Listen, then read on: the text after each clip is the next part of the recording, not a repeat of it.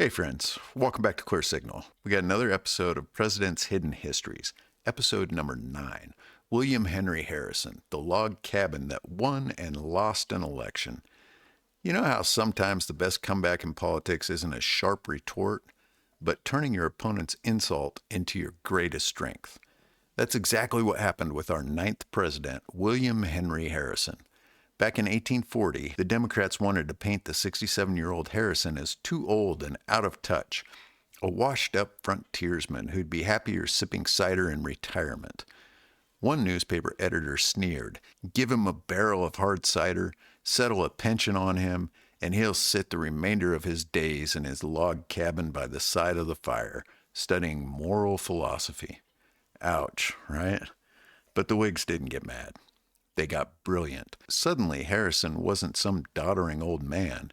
He was the log cabin hard cider candidate, a humble man of the people, living the simpler frontier life, while Van Buren was a champagne-sipping elitist in the White House. They flooded the country with campaign goodies, log cabin images on plates, handkerchiefs, teapots, even bottles shaped like tiny cabins filled with, you guessed it, hard cider. And they handed it all out at rallies.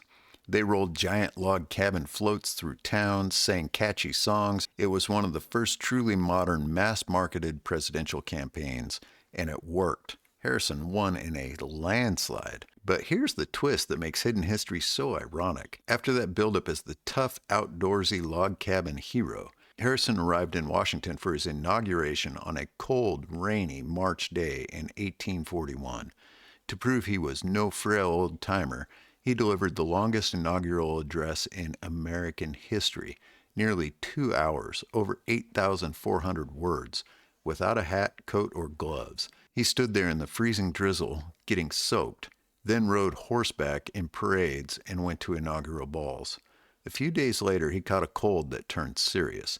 Doctors treated him with the usual remedies of thyme, bleeding, suction cups, and even some Native American cures involving live snakes. But nothing helped. Exactly 31 days after taking office, William Henry Harrison became the first U.S. president to die in office, making his the shortest presidency ever. So the man who rode a log cabin campaign to victory literally talked himself into an early grave, proving that sometimes the greatest political comeback comes with a very short encore. What do you think? Smart strategy? Or did they overplay the tough guy image?